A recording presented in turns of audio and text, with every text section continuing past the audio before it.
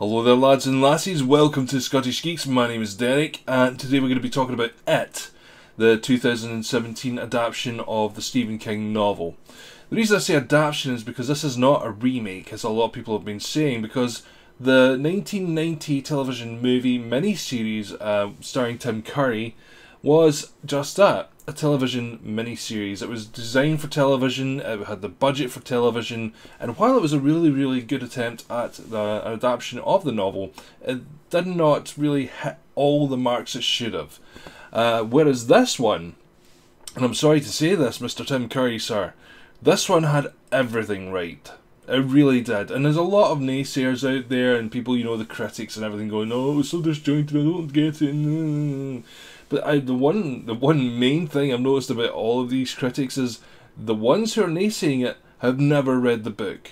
They've seen the television miniseries with Tim Curry, they've never read the book, they don't know the source material, they have no idea what they're talking about.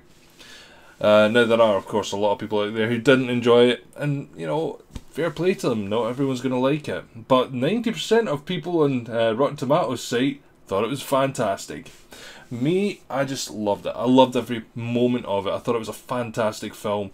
The only thing I didn't really enjoy was some of the music, but we'll get into that in a moment. Before I start saying anything about it, I'm just going to let you guys know, spoilers ahead, alright? Major spoilers. So if you haven't seen the movie yet, and you don't want to get any spoiled, don't continue here. I won't be showing you images or anything like that. There's plenty of that around on the internet anyway, and it would really spoil it for you, because there's a few things in the movie that you really should see in the cinema and not second hand on a pirated version of it on the internet. Okay, well, let's start off with the basics, right? There is a scene in the book and the TV miniseries as well, where there's a little boy called Georgie. Georgie gets his big brother Bill to make him a boat. Bill is sort of stuck in the house at the moment because he's not feeling very well. This is the whole premise in the beginning of it. I'm not going to go into depth with all the characters, but this moment is just, it's part of it. You have to know this. But this part of it, when it was on the TV miniseries, when Georgie meets Pennywise for the first time, and we as the audience meet Pennywise for the first time, was terrifying back then, but this new version is something different. This is not just terrifying, this is eerie, this is disturbing. You know, it's like we as adults, we see this odd looking clown in the sewer as Georgie's boat comes down and Georgie looks into the sewer and sees these flashing yellow eyes. We see this clown and we think, run man, just run. Because we know watching a horror movie, this is what's supposed to happen. This kid is dead. But what people are tending to forget is Georgie is supposed to be like 6 years old. Georgie sees a happy, fun clown. He's not going to question it. It's just something that's there. He got a little bit of a fright, and then this friendly-looking clown comes out and has a talk to him, you know? Like a proper adult. Talks to him like an adult. So Georgie's intrigued, obviously. So yeah, we can all sit there and go, oh, why don't you run? But, you know, 6 years old, you don't know what to do. So anyway, this scene continues. They have a little conversation, and then Georgie wants to go away, and Pennywise says, you know, take your boat back. Obviously, not take it. Like that kind of thing. And, of course, Georgie reaches his arm in, but wait. Before we get into that part there was actually a fun moment where Pennywise says, Bill's gonna kill you, and I just laughed into myself at that point, because Pennywise is played by Bill Skarsgard. Bill's gonna kill you. It was true. He did.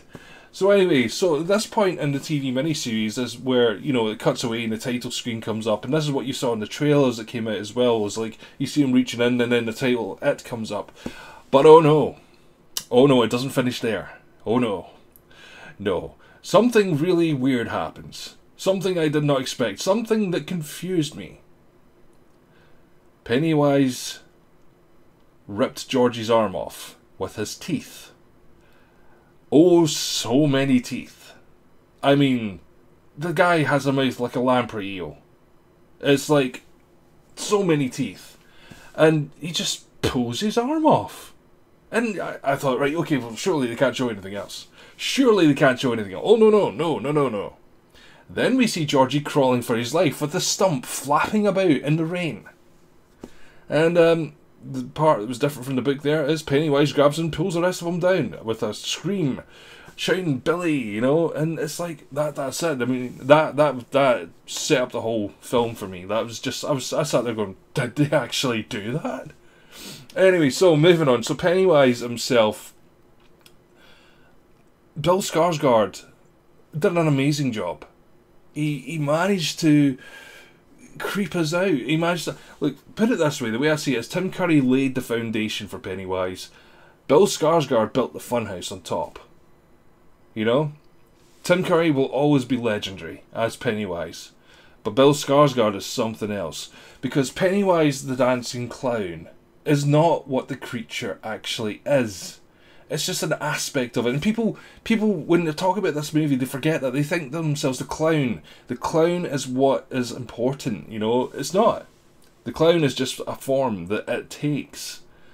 And it's not human. Tim Curry's version was a more human style. He seemed like someone you could have a chat to, someone you could reason with, someone you could maybe beg for your life against. But Bill Skarsgard's version of Pennywise is not even remotely human. He looks uncomfortable in his body. He has trouble talking as a human. He has the inability, I mean, even when he moves, it just looks like I'm not meant to be in this body, but I'm using this to try and get your attention. You know, it's like someone is stuffed like an enormous, huge entity into a tiny, tiny clown body, and hoped that it would move in the correct way, and it doesn't move in any way near human, and that's the uncanny valley part of it, and it worked. It was really well done. Too many people have complained about it though. But anyway, so sorry, moving on. Later on we meet what we call now as the Losers Club, and the actors and the actress who play the kids in this movie were phenomenal. I mean, I hadn't heard of half of them. I heard of one of them because he was in Stranger Things, but the rest of them I'd never ever heard of. And they did an amazing job. I mean, it was like the director just plucked some kids from the 80s and says, just do your thing. By the way, something's trying to kill you. So there you go. And they just did the thing. And I mean, it was like there was the right amount of like swearing and little nods to things that like kids that age do. I mean, they're meant to be like, you know, like preteen, teen, going into teenage years and everything. And the kids just played their parts fantastically. And I mean, kudos to them. I mean, if it hadn't been for the fact that they were really good actors, I mean, the rest of the movie, and between the parts where, you know, it was terrorizing them, could have been quite boring, but they managed to actually keep everyone's attention. I mean, everyone in the cinema, they laughed at the right moments, they went in the right moments, and they also went, really? At precisely the right moments, I would assume. And it was just so much fun. I mean, and all the 80s references were just amazing as well. I mean, I grew up in the 80s and I recognised most of them. A couple of songs I wasn't too sure of, but yeah, it was a proper sort of 80s thing. It wasn't like, I'm trying hard to be 80s. It was just like 80s like I remember it, you know? So we didn't have all this sort of sepia tones and everything like that. It was just proper 80s stuff, you know. It was just 80s but in HD, like we would actually see it with our eyes, you know.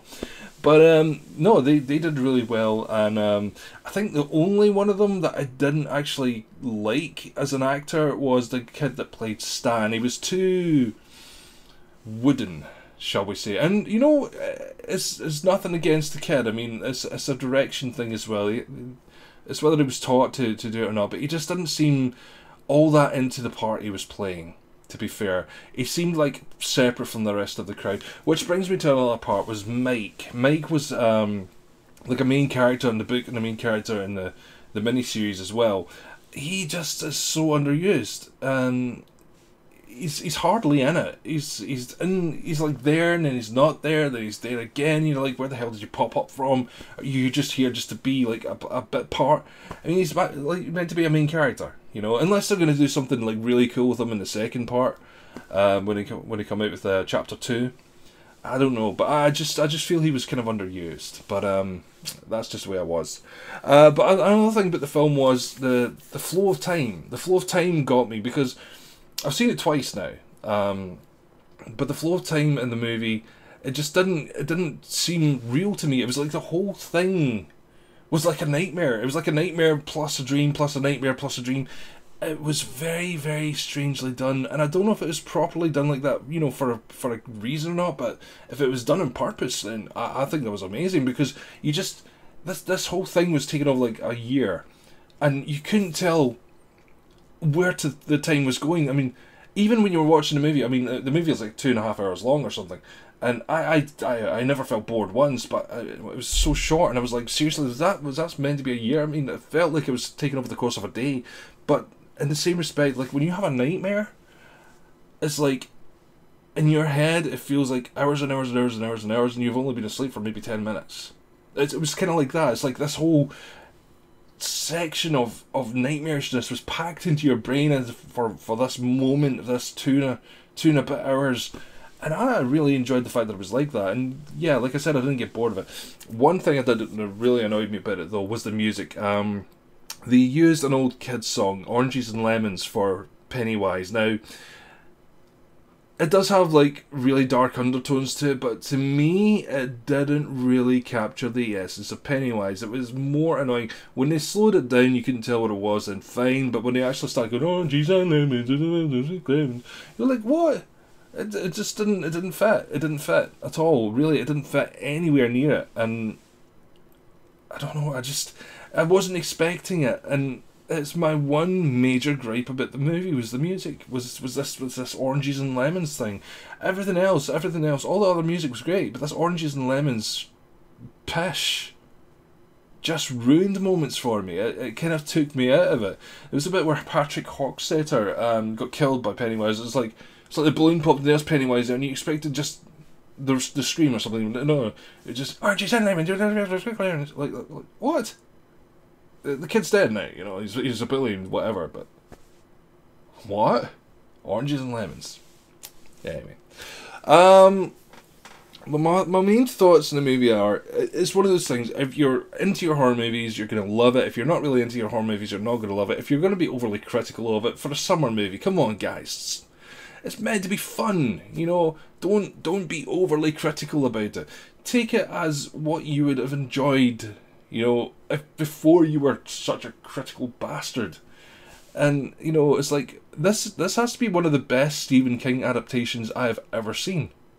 I have no reason to say anything other than that was the best Stephen King adaptation I've seen, and it's not even over yet. We've got to wait till 2019 to see the rest of it, but, you know, whatever. But, in the fact that we actually got to see the movie, we actually got given posters, and excuse the noise of the poster thing here. We got given posters from the cinema, which is really quite cool. Don't know if you can see that, and it's such an 80s poster. But I love this poster. I might actually get this framed and put this up on my wall. So we'll see how that goes. But I'm gonna wrap that up just now. So there we go. That was that, and also. Excuse me, Funko Pop brought out some figurines of Pennywise the Clown. You got the one with the teeth and you got the one with the boat, and I decided to go for the one with the boat. And this is what came through in the post. And there we go, so as you can see, number 472. But here's the fun part. I also got sent a limited edition model for the same price. This thing's worth like $250. And I got it for like a tenner. I mean, seriously, what? But yeah, it's cool. But anyway, yeah, enough of that. I'm not going to unbox them or anything because, you know, it's just, I don't really want to. I'm not going to be using them for anything other than, you know, display. And in the boxes, they're fine. They're fine where they are. You know, I might take the other one out of the box, but the special limited edition one, I'm not sure whether I'm going to sell that or not. We'll have to wait and see. But anyway, Stephen King's It. Or just It. I would recommend it. Highly recommend it. I want to see it again. I do. I really want to see it again. I just everything about it was fantastic. I mean, if you see it more than once, you're gonna go like, you know, the jump scares are, you know, whatever. That's just part and parcel of it. You know, you're gonna get over jump scares quite quickly, but but then you start to appreciate everything else in the movie, and you start looking around, and you start seeing all these little things, all these little Easter eggs and stuff like that. And do you know what? Just while I'm here, see those people who are putting up these Pennywise, the origin stories, and what happened in it and stuff like that, and they're showing the turtle. Please, for the love of shit, stop using Terry Pratchett's turtle. Great Atuin is not the turtle from Stephen King's books, okay? Great Atuin sits with the 4 elephants on his back with the world, the Discworld, on the back of him. Maturin, the turtle from the Stephen King's books, vomited up the universe. He does not carry the world on his back. Okay? Get it right, man. He was sick one day. Don't blame him. But stop using Terry Pratchett's turtle in that concept. People are going to get very confused and angry. Like me. Anyway, guys, I'm going to head off for just now. But if you want to check out any more videos, just check up there or wherever the hell it is. There's going to be a subscribe button. It's all around me. Yes, it's all floating. But anyway, I'm going to catch you guys later. So until next time, let me know what you think of it and Pennywise in the comments below. But until next time, bye-bye. I can't do the Rory thing just now. My throat's still killing me. Bye.